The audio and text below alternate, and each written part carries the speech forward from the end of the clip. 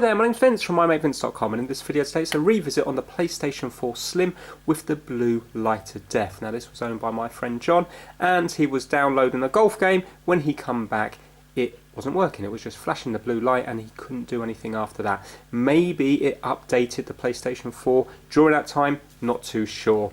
But I failed on the first part of the video, and I think I'm going to be failing on this part of the video as well, but I've got more information than I did before.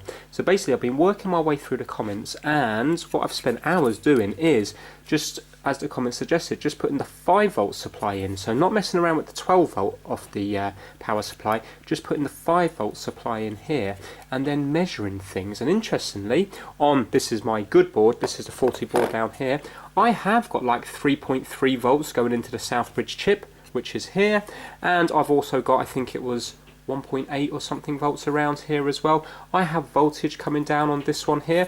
Basically, when I compare between the two boards, they are very, very similar. Annoyingly, these boards are actually slightly different. If you look at the layout of them, you can see they're different. So it's kind of hard to trace certain components, and my board has more components than this, which makes it even harder as well. So when I think I'm onto something, I then work my way through, and then it turns out it doesn't really go anywhere. And then I look on this one, and there will be another component that's been taken off here. So it's kind of hard. So I've just been going through the comments, trying out different things, and then one comment has actually looked like it could possibly be the problem. So that's why I've started filming now. So the comment was from Rail Abassi, I hope that's how that name is pronounced, and it says, check the cap in the corner of the APU, ... It will be shorted and it should not be. So I thought, okay, well, let's have a look at the APU. Remember, this is my good board here, and look, if you look around here, can you see there's only one cap in the corner, this one here, well, one big cap, yeah.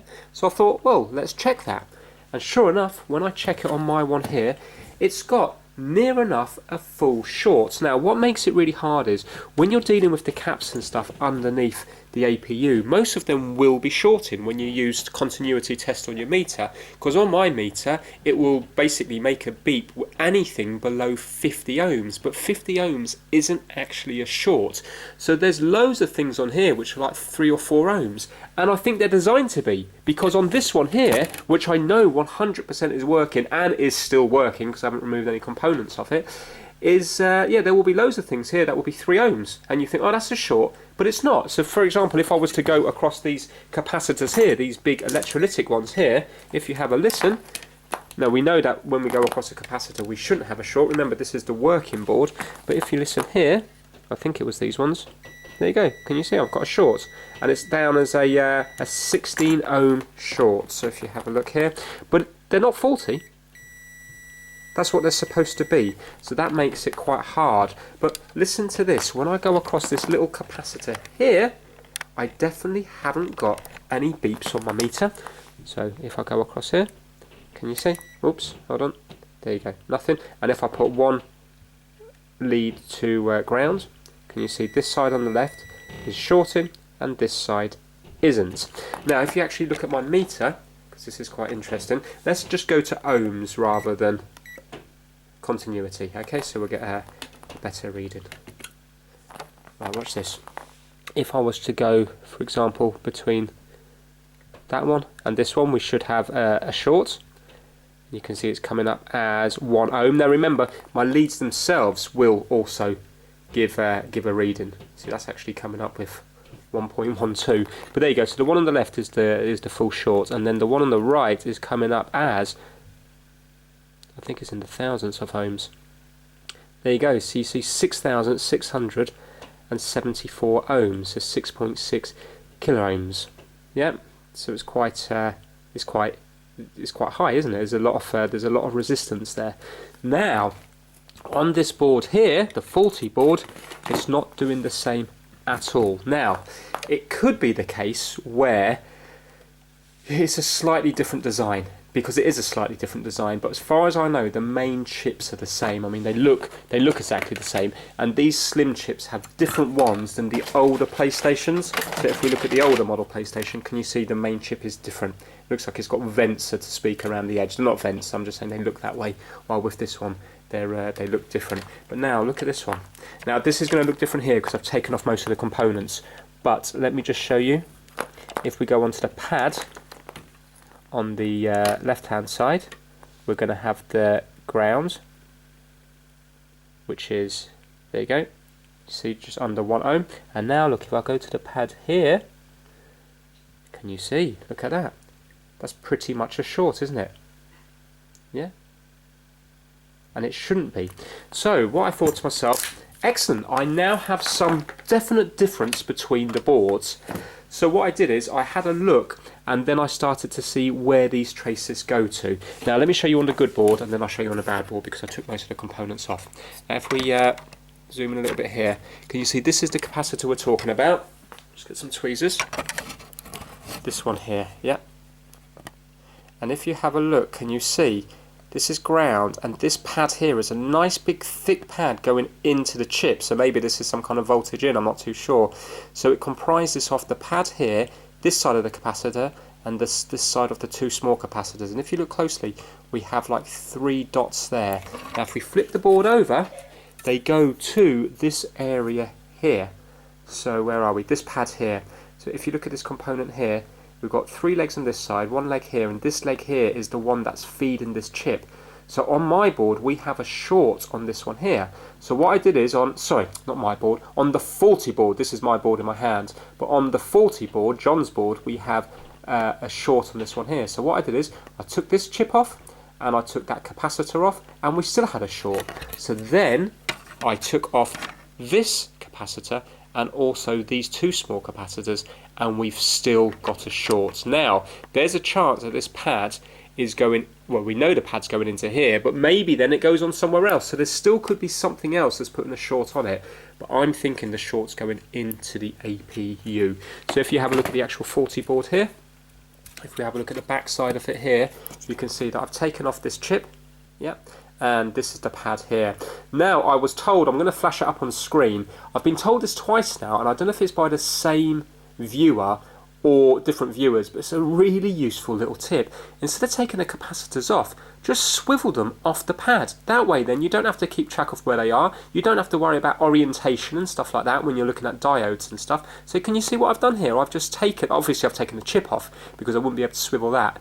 But when it comes to capacitors and stuff, I've just swiveled it round, and look how easy that is. Now I don't have to keep track of that. That is a really good idea, so I'll flash the name up on screen. Apologies if you've told me that like months and months and months ago. I get told a lot of things, and sometimes it takes a while for it to sink in. Sometimes you might need to be told things 3 or 4 times before they sink in. But look here, can you see this one here? Apologies, it's the one with 2 dots, not 3 dots. Yeah. And if you look this side here, what I've done is, can you see I've swiveled these 2 capacitors off, and the capacitor here, and can you see I've got nothing here now. I've got nothing on that thing at all, and yet I'm still getting a short between ground and here. So that says to me that the fault is definitely in the APU, and annoyingly it looks like a reball wouldn't work. So if you have a look here, I've just got it on continuity test now, but you can see, yeah, 1.4 ohms dropping. No, yeah, it's just hanging around 1.4 ohms. So this is what I'm going to do in this video. I am going to take the APU off. I think the actual APU has shorted, because if it was just a problem with the balls where they've come apart, let's say this PlayStation had been dropped, which it hasn't, but if it had been dropped and the balls had just lifted, then I wouldn't be getting a short there, would I? So I think it's an internal short on the actual APU chip, which is 100% not going to be fixable. So what I'm going to do is I'm going to put flux around here, I'm going to heat it up, and I'm going to lift it. Then we can fully trace that, and I might find that it goes in and then it comes out somewhere else, and there might be something else that's shorted. But right now I've been putting my probes on here. I've been putting it on the 41, which is here, I think, hold on, here. And what I've been doing, I've been rubbing it around. The problem is, you can see it's coming up everywhere because of the ground. So I've been doing that on my good one here, and I can't find it coming up anywhere. But remember, these aren't identical, they are slightly different. So that might be what the problem is. So no matter where I go, I can't actually hear it coming up here. Well, I say I couldn't hear it coming up, but now I found it. I didn't hear that yesterday. Where's it gone now? Don't lose it again. There, on that side of the capacitor. That side of the capacitor is over this area here. Right, let me look into that and then I'll start filming when I worked out what that is. Well, I'm not so sure about that. So basically, yes, I have found it elsewhere on the board. This is on my good one. And it looks like it's going under the Southbridge chip. So this is what I am going to do. Because I still think it's possibly APU. But once I take off the APU, it is definitely game over. Yeah, if I take off the Southbridge chip, then there is a chance that I may be able to get it to work. Now, thing is, I can't trace on this board because the shorts are coming up everywhere, so it's too hard to trace. This is what I'm going to do here. I am going to, because I'm basically this isn't going to be working. I just want to find out. What caused this blue light of death, because I still don't know whether it's a software related thing where something's been corrupted, and a lot of comments suggested that it probably was, or is it still a hardware thing. So this is what I'm going to do. 100% at this moment in time we have a short on that capacitor when it comes to the actual APU. Yeah, 100% there is a short on that side and also that side there. So let's take off the Southbridge to start with and see if the short goes. It is definitely travelling down to here, so it could be short in here. See, this pad, it's a multi-layer board, so we don't know what's happening on these inside layers. Maybe this one here is going off to numerous different places. So let's take this one off first, and then let's see if the short goes.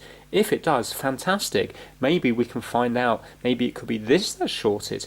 If it's still there, then I think I'm going to take the APU off, and then if it's still there, I can trace it further into the board. As long as we can try to work out what it is that's gone faulty, I will be happy, because I don't think this is ever going to be working again, and I'm just going to be using it as spares. So let's just use it more as a learning exercise. So let's take off the Southbridge chip to begin with.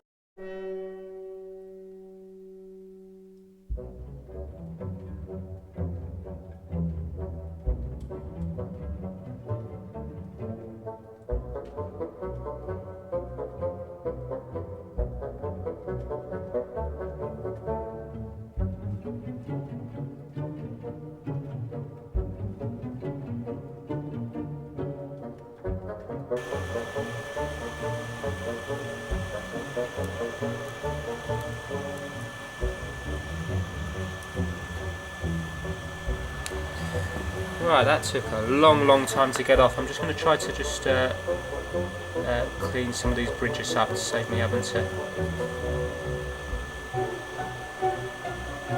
get the soldering iron on it, because I only want to test it.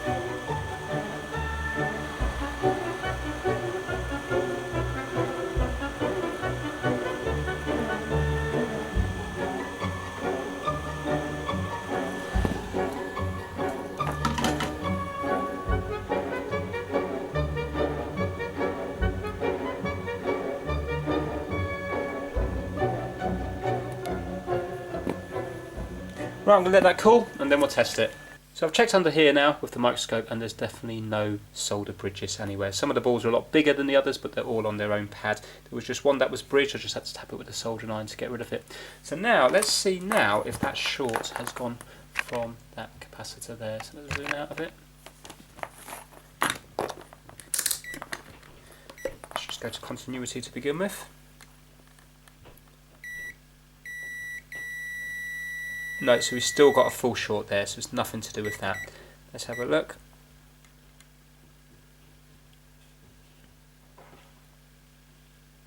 Yeah, can you see there?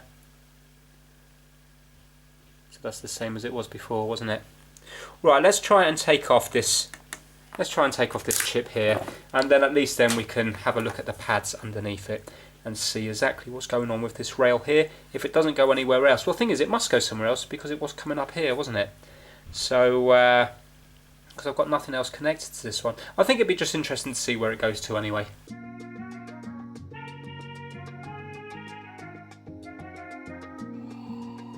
Nah, that's it. My flux is now empty. I've had this since I've started these fix-it videos. Well, not since I started, but a few months into them.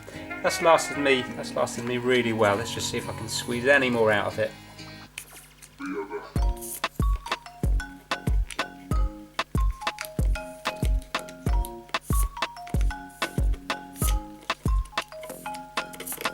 Right, that's it.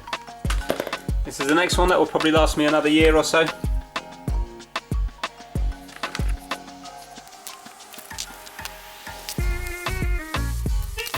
Right, so I'm going to add a load of heat to this and take this one off.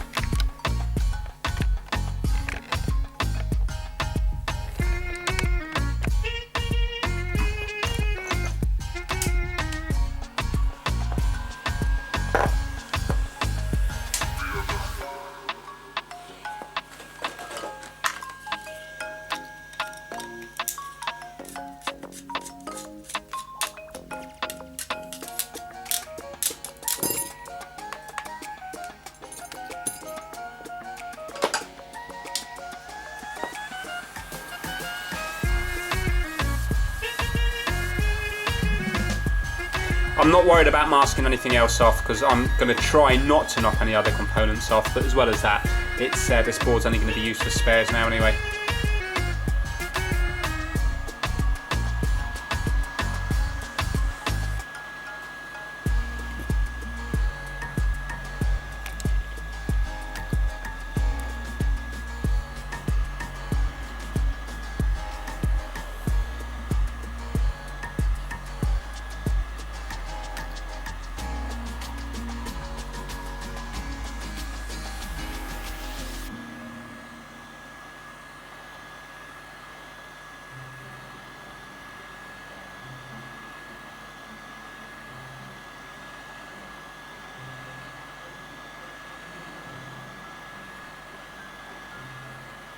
So I'm thinking it must be the chip that's putting the fault on the board here, because it can't be the balls underneath it, because why would the balls have shorted together? You know, it wouldn't have been getting that warm to melt the solder, would it? So it must be that the actual chip itself has failed, which is unfortunate.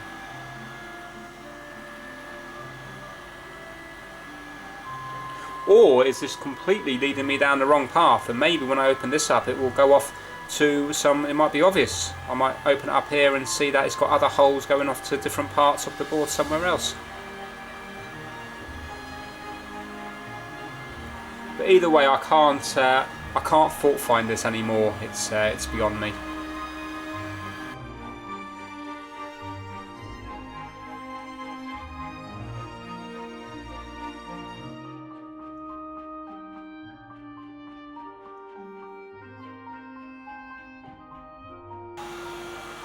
There's been so much heat applied to this now, it's actually sunk in the middle. It's bananaed, because also on my mat here is not flat, because I've got a little lip here and also at the end here, and also I presume there's some maybe components that's making it stick out a bit, not sure. But yeah, it's bananaed up nicely.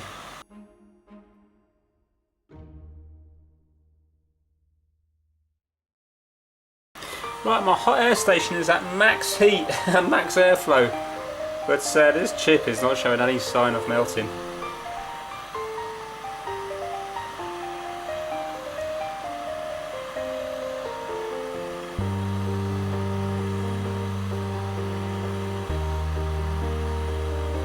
Do you know what? When it's red hot, I'm just going to quickly measure it just to see if it's still shorting.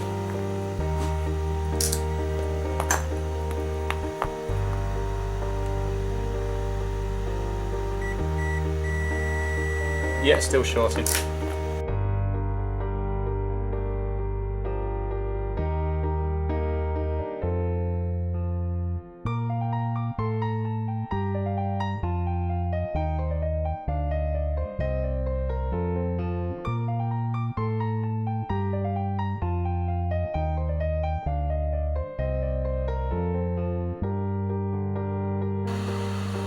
Right, this is not having it whatsoever. What I'm going to do is I'm going to turn my airflow down a bit, just in case it's, I don't know, mixing in the cold air along with the warm air. So let me turn it down for a few minutes and let's see if I see the flux bubbling up more.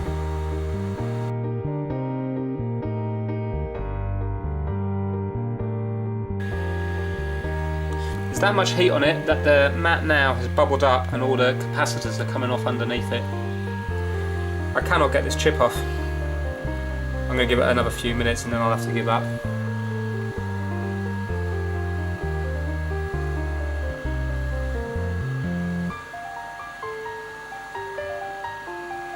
See, already now, because all the capacitors are falling off underneath, I'm not going to get even if the short's gone now, I'll have to, well, I suppose what I could do is I could see if the short remains on the actual balls off the chip. Because really I wanted it intact with just a chip off.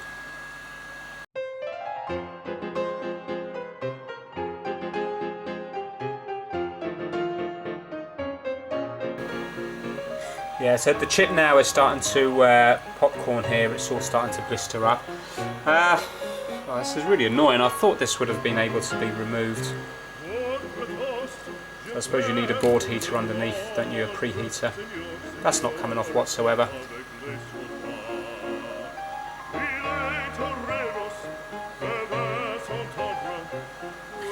Shows you how good it is at draining the heat away.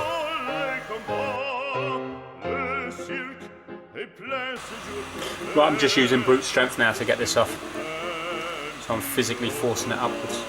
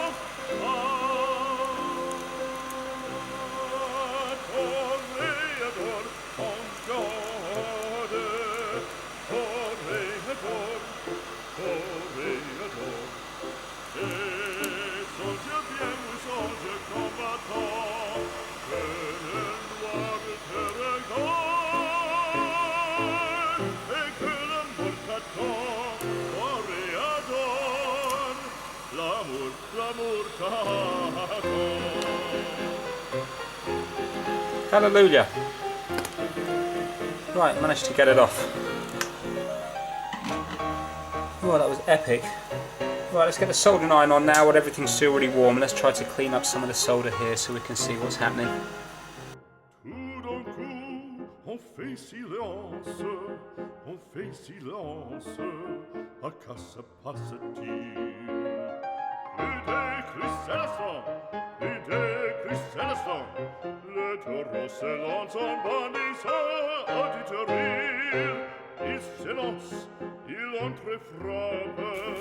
You can see a load of rip traces in this top corner here. So what I'll try to do is just get them all separate from each other so they're not shorting, and then we can test the board and test the chip.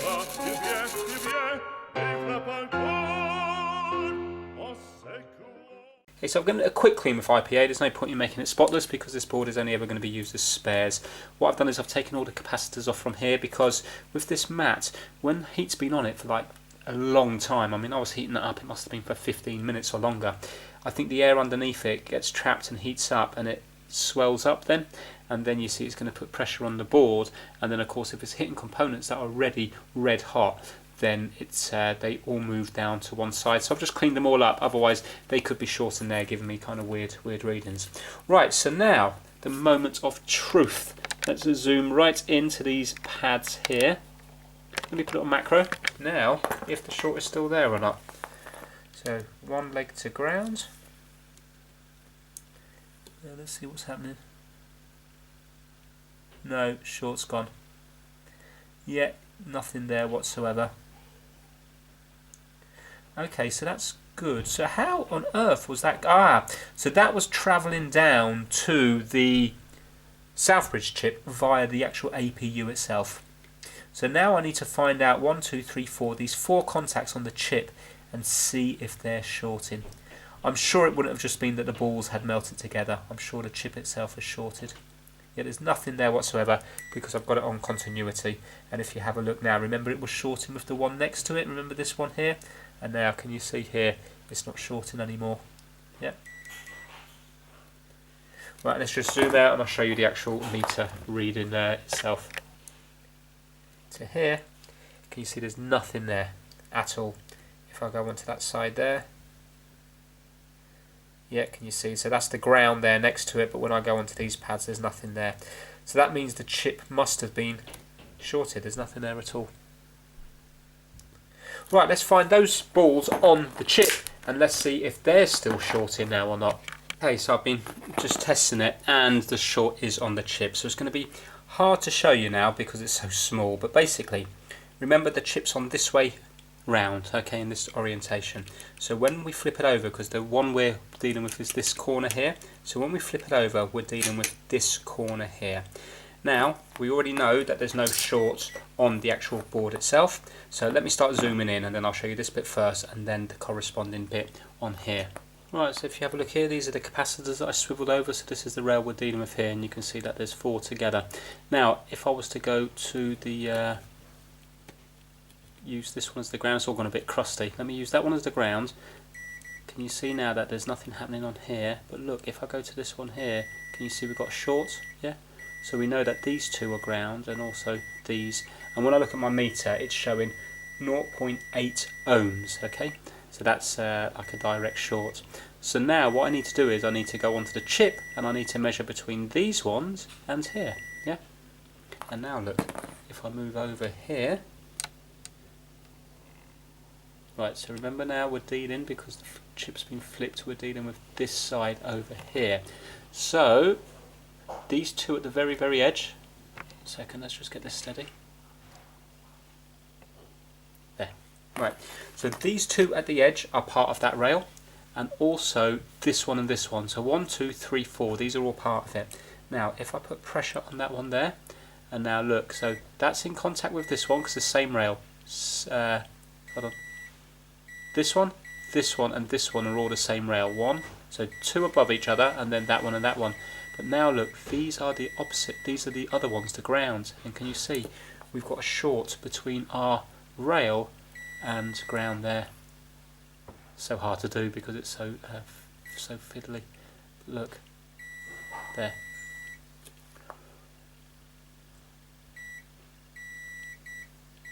There. And that is measuring 0.90 ohms. So now I'm just going to show you the meter. So I feel better now because that says to me that the fault is on the actual chip. So now have a look here. I'll tell you what, let's just do it to normal ohms, so you're not going to get the beat now. So if I go between the same rail, so this is the same rail, yeah, it is reading 0.89 ohms. And now if I go to the one above it, so 1, 2, 3, 4, this one here,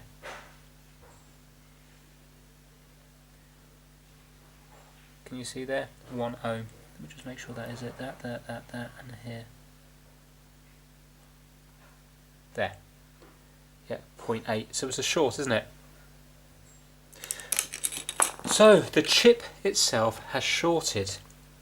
That's weird because nothing was happening to it. It was just downloading a game. That's really, really weird. Unless, of course, I don't know. I mean, who knows? Maybe 10 minutes before the fan packed up and then it overheated or something. Obviously I don't know. I suppose, like anything, it's another component, and maybe internally it's easy to fail, like little transistors or whatever inside here. Maybe one of them has just shorted. But yeah, that's it. Now, as far as that rail on the board is concerned, I was just trying to trace it, and what happens is, there's no point in zooming in for this yet because it's going to be too unclear. I'm going to be too zoomed in. So basically, we've got the rail here, which just goes as far as here, and then it goes into the chip. On the other side, it goes through the board at the top here, but it also goes through the board further on at the end. So on that rail there is actually a little via, and it goes up to this resistor here.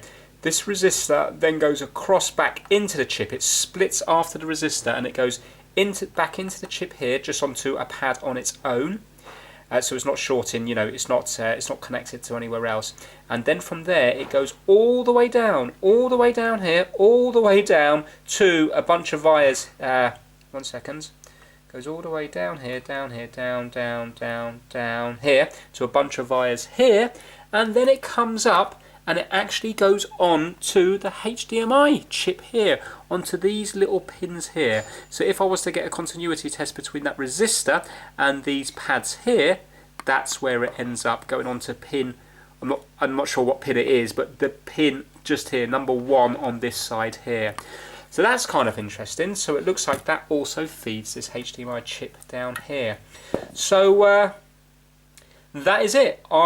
This would not have been fixable anyway. Even if this was to be sent away to be reballed, it wasn't a reball problem because it's not a short. You can see now on these ones here, they're not shorted against each other. Do you know what I mean? They're not. The balls now are on their own, and yet it's still shorting.